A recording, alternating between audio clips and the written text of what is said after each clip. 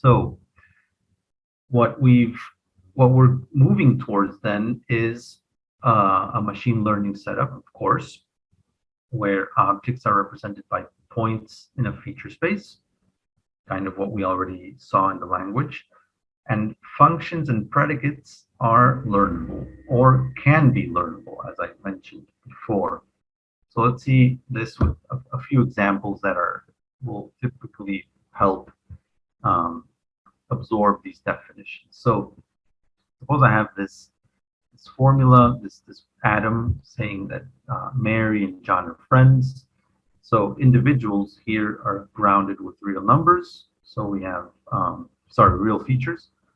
They could be vectors, matrices, tensors in general. So suppose I have m of these features, and I have something like this. So the grounding of Mary would be, whatever the first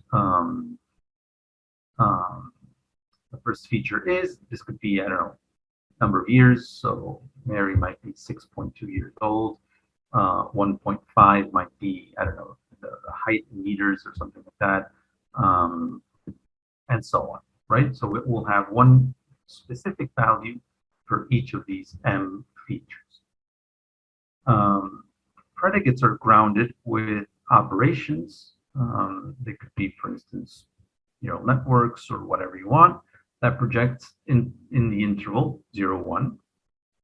And the output will denote a satisfaction level. So we'll see what role this has in a bit. It's quite a central role for the formalism. So what we'll have here is then the grounding of friend. We'll see that it's an Rm by Rm because each of these features has m components. So we'll have a square matrix where the value in there is precisely the level of friendship that individuals 1 and 2 will have. For formulas, then once we have this very basic kind of formula, then we can have formulas with connectives like we just saw, and variables. So here we have John is a specific individual, and we have a variable x, and we want to say things like this. So for all individuals x, arbitrary individuals x, who are friends with John are also friends with Mary. So recall then that these connectives, these connectives are interpreted using the fuzzy semantics. And here, for instance, the product semantics for conjunction will say that if the first has value 0.7 and the second has value 0.2, then their product is this is the output for this conjunction. Okay. Variables are grounded, as I said, as a list of individuals. And the quantifiers are interpreted as aggregators. So for instance, the for all might be one way of implementing for all is via the mean. So if you take these values, all you have to do is do this math, and you'll get your value. So in another example, but a little bit more concrete. So if R denotes the predicate friends and A denotes the predicate Italian, this computational graph that we have here translates the sentence, everybody has a friend who is Italian, right? So, A, we said that A denotes the predicate Italian, so this would be the predicate Italian, and you get how Italian everybody is, essentially. And then here we have the friendship relation. You have how, for each pair of individuals that you know about, how the level of friendship that they have. Then you do the math, and you evaluate with your specific functions to get a satisfaction level. All right. So we have a couple more of these illustrations just to make sure that it's clear exactly what's going on. So remember that the roundings that we had here are tensors, right? The dimensions that they have, everything has to line up. The predicates might be implemented via neural networks that might be learned. We'll see this in just a bit. And then this is showing exactly how the conjunction is being implemented here with the product, here with the mean, and here with the another kind of mean that generalizes. We'll see an example of this also in a bit. So this shows quite nicely, this diagram, how the dimensions end up arriving at your closed formula with just a single value. So this is pretty powerful because the neural networks in this kind of setup can be used to learn membership functions for the corresponding concept, like friendship or Italian or whatever you want. And the underlying feature space, of course, can be based on features that are extracted from training data. So the idea here is to combine kind of the best of both worlds, right? We want to do the kind of thing that machine learning does so well, but also put on top the logical manipulation that symbolic formalisms have as well. So in summary, this symbolic sub-symbolic connection is on the sub-symbolic side, things like weights in a neural network that classifies objects, or parameters and regressors, the kind of things that we know from machine learning. And in symbolic, on the symbolic side, information in rules, like you want to be able to impose or make sure that knowledge that you already have, like for instance smoking causes cancer, you want to be able to encode that and make sure that the learning mechanisms or the inference mechanisms or the query answering mechanisms obey these rules as closely as possible. That's the goal of these logic tensor networks. So as an intuition, when we observe a new object, we can use the neural networks, for instance, to classify it and then reason using the formulas. And then the rules can be used to leverage the learning of these neural network parameters. So for instance, we could optimize weights for a network that classifies people as smokers, based on observations. So it correctly classifies individuals as best as possible with respect to their habit of smoking. But also take into account formulas, fuzzy formulas at least, such as smoking X implies cancer of X. So that's true for all the points in the feature space that we have. And so rules are providing additional constraints, essentially. This is what we want. As I just said before, what we want is to put a guiding structure so that the learning process takes into account these formulas. So all of this intuitive discussion is leading to the kind of tasks that we can do. So the first is learning, the task of making generalizations from specific observations obtained from data. So this is often called inductive inference because what we're doing is learning from many examples. Reasoning is the task of deriving what kind of knowledge, what kind of new formulas, new properties follow from things that we currently know. And query answering is precisely what it sounds like, evaluating the truth value of a certain expression called a query, like in databases, or finding the set of objects in the data that evaluate a certain expression to true. So what do I need to plug in for this expression to hold? So before discussing these tasks, I need to introduce a little bit more to make sure that we know what types of knowledge can be represented in real logic, because Here, especially in the second ones, the second and third ones, we are leveraging knowledge and the connection, as I said at the beginning, to essentially squeeze out more from what we have. So representing knowledge then with real logic.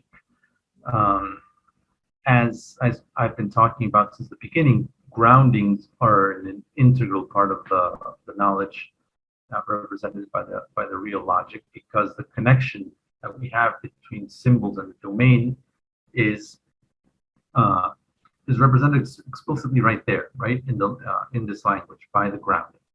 So a real logic knowledge base is then essentially defined by the formulas of the logical language about the domain in the form of groundings obtained from the data. So these groundings typically come from the data, and there are several types that can be represented. So first of all, boundaries for domain grounding. So I simplified a little bit the presentation of real logic, but if you look at the paper, you'll see that domains are explicitly encoded by the authors for each feature. Each feature will have a domain, kind of like a data type. Okay. So this type of knowledge are constraints specifying that the value of a certain expression must be within a certain range. So for instance, if I have a domain color, it will be grounded onto points in the 0, 1 to the power of 3 encoding RGB value, right? So all colors can be expressed as red, green, blue variants, a mix of those 3. Or the range of a function, like age, you probably don't want to represent age as integers outside of this interval, right? Because age has to be at least 0, and typically 100, or maybe you're going to go a little bit higher nowadays, but you get the picture. There's a certain range where you're sure you don't want to have more values, and this will help also make these structures a little bit more compact and not be unwieldy. Explicit definition of grounding for symbols. You can fix the grounding of some symbols, as I said, things that you know, right? So if a constant C denotes an object with known features, right? You know this person, for instance, to be a smoker, or these two people to be friends, then we can fix its grounding. This should be a subscript. I fixed this, and for some reason it keeps popping up. So V sub C, that we have here. So all elements in the training data set, you know their features, right? That's why they're in the training part of the data set. A predicate encoding similarity conditions that you want to always do in some certain way. So for instance, you always want to do cosine distance for similarity, so that predicate will be grounded. Or an output layer of a neural network in a specific kind of task, like multi-class single label predicates. You can have some kind of softmax function that you know is the kind of function that you want to use in that layer, and that will be again fixed. Moving on, parametric definition of groundings for symbols. So the exact grounding in this case is not known, but it's known that it can be obtained by finding some set of real valued parameters. So essentially learning, right? So the typical example of this kind of setting is the learning of embeddings. And here we have typical examples like neural networks trained for classification of images into n-specific classes, like classes of animals, cat, dog, horse, and that kind of thing. And here, the network just takes as input a vector of pixel values and produces the output vector, right, for for each class, such that this is what given your parameter space is the kind of values that you have for each class. So the next kind of knowledge is factual propositions. So knowledge about the properties of specific objects. So suppose that you know that an image is a number 8, like what the MNIST data set, where you have handwritten digits.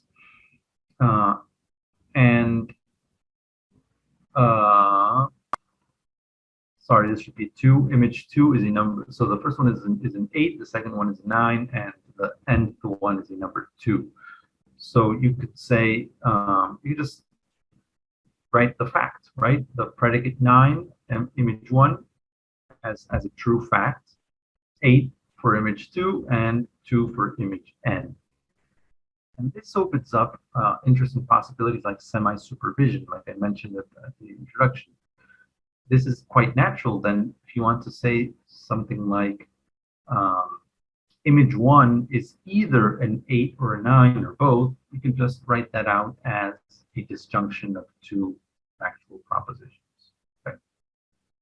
Professor, I have a question Yes. from Zoom. Yes, Kirby. So for the factual propositions, how would you do that at inference time? How could you say image 1 is a 9 at inference time? So we'll see that in a bit, but what you're doing is here I'm mentioning as a proposition. So you're saying that it's true. So it will have a value of a true value and that will be used at inference time to maximize the satisfiability of all the theory at once, in such a way that you can answer a query, for instance, something that you're trying to prove. But we'll see it in just a bit. All right. I hope that makes sense, though.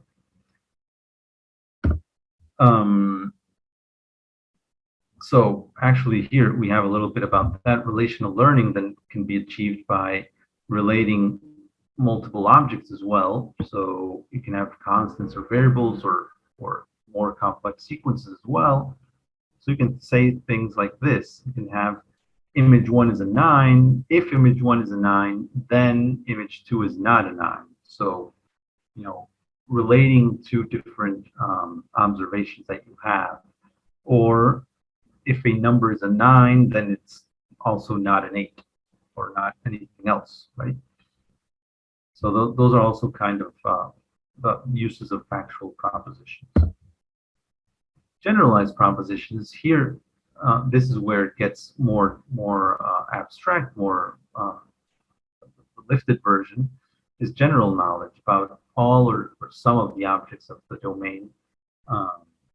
So you can here introduce quantified variables and the full power of real logic.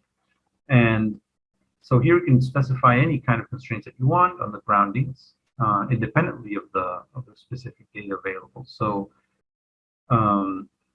you could use a formula like something like this, where we have the friends of smokers domain, saying that friends of smokers are normally smokers. So for every pair of people that you have, if the first one smokes and they have a friend, then that friend also smokes. And this, as stated, is sounds like a really hard constraint, but remember that this is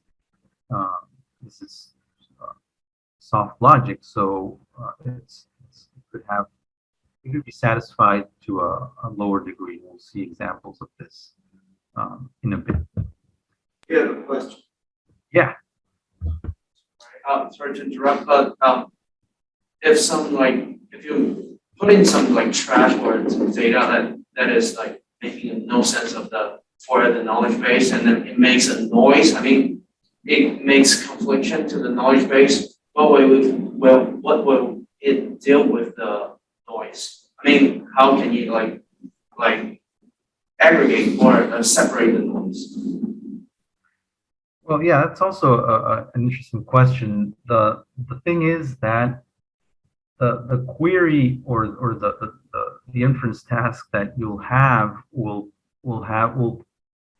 the value associated with that, the satisfaction value associated with your formula will probably raise alarms, right? So in a kind of a debugging way. So if you have a formula that you say this shouldn't be holding, we'll see actually in one of the use cases for the friends and smokers, you'll see an example of that.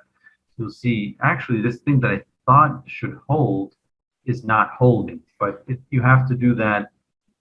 So remember this is a kind of, it's like saying what do you do with a relational database that violates your functional dependencies. It's the same kind of thing, right? I don't know, Paul, if you want to add anything to that. I mean, also with your question, are you talking about noise during inference or noise in the training data? Inference. During the inference. There's something that conflicts to the knowledge base. And then it has two conditions. The first one is it does not just learn, I mean, the noise didn't put into the knowledge base. And for the second condition is what if somehow the noise is input to the knowledge base? I mean, I think he's going to cover a little bit later on training and loss, which is really with all these approaches how you deal with noise in training.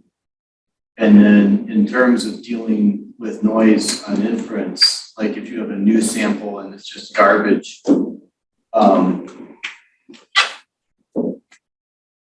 well, that he also, I think, is going to get into with the querying of the knowledge base, seeing how the level at which a formula will hold with respect to the trained knowledge base.